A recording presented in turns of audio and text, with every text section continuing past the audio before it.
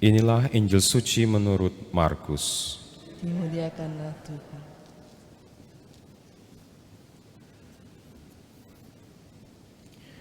Tatkala banyak orang datang minta dibaptis, Yohanes memberitakan, "Sesudah aku akan datang Dia yang lebih berkuasa daripadaku. Membungkuk dan membuka tali kasutnya pun, aku tidak layak. Aku membaptis kamu dengan air, tetapi Ia akan membaptis kamu dengan Roh Kudus." Pada waktu itu datanglah Yesus dari Nazaret di tanah Galilea, dan Ia dibaptis di sungai Yordan oleh Yohanes. Pada saat keluar dari air, Yesus melihat langit terkoyak, dan roh seperti burung merpati turun ke atasnya. Lalu terdengarlah suara dari surga, "Engkaulah anak yang kukasihi, kepadamulah aku berkenan." Demikianlah sabda Tuhan.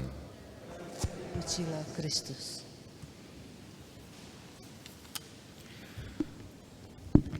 Kerendahan hati. Banyak dari kita, termasuk juga para pengikut Kristus, takut, was-was untuk rendah hati. Mengapa?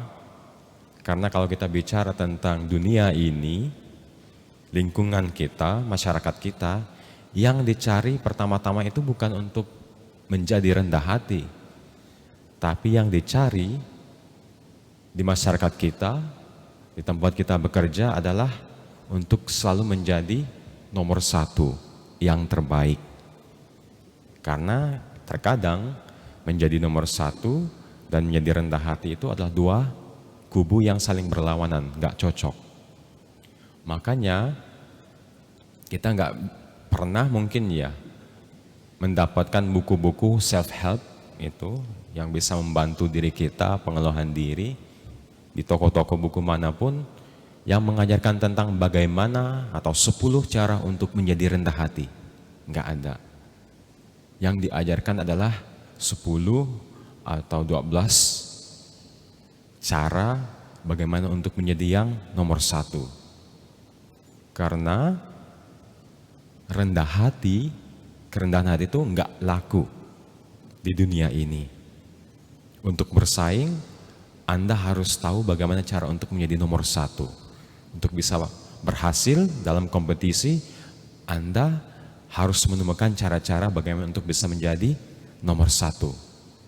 Jadi kerendahan hati itu ternyata bukan keutamaan untuk di dunia ini. Kerendahan hati adalah keutamaan untuk kehidupan di surga. Makanya Tuhan Yesus mengatakan, barang siapa yang terkecil di antara kamu di dunia ini akan menjadi yang terbesar di kerajaan surga.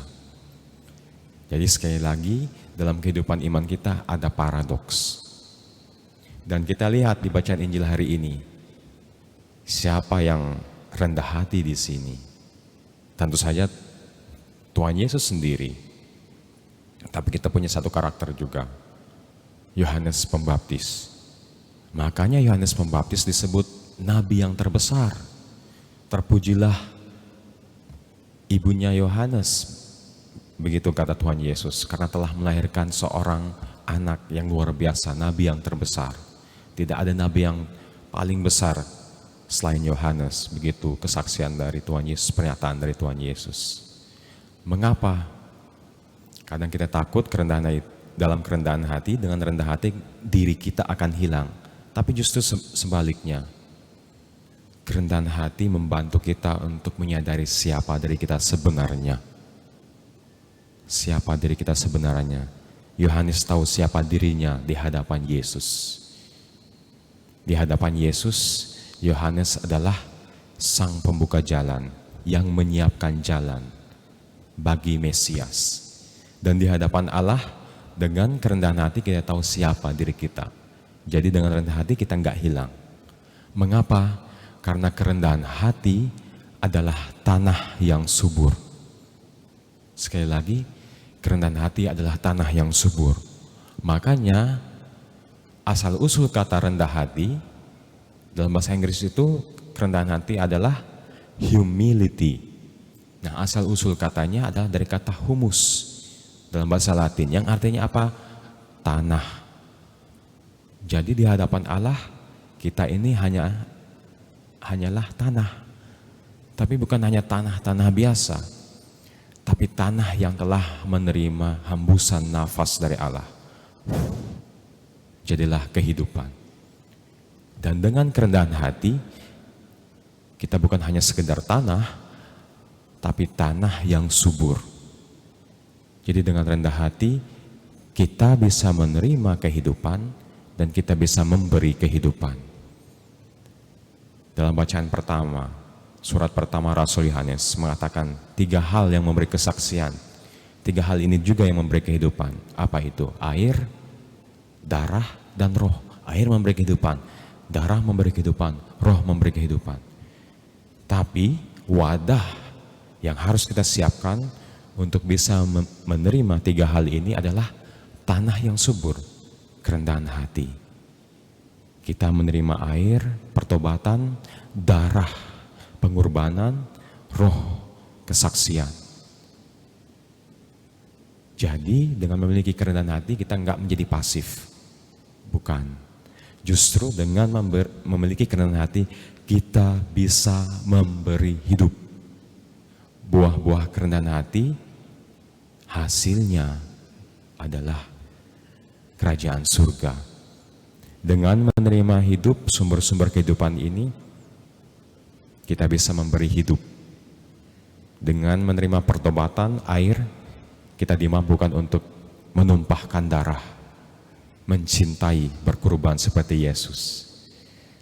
Dengan menjadi tanah yang subur, kerendahan hati, kita bisa menjadi wadah agar roh Allah bisa memampukan kita untuk memberikan kesaksian siapa Yesus dalam hidup kita. Ingat, kerendahan hati bukan sesuatu yang sederhana. Kerendahan hati adalah kunci untuk masuk dalam kerajaan surga. Mengapa? Karena ternyata raja dari kerajaan surga itu sendiri adalah yang paling rendah hati. Dan kita para pengikutnya hendaknya memiliki kerendahan hati ini. Amin.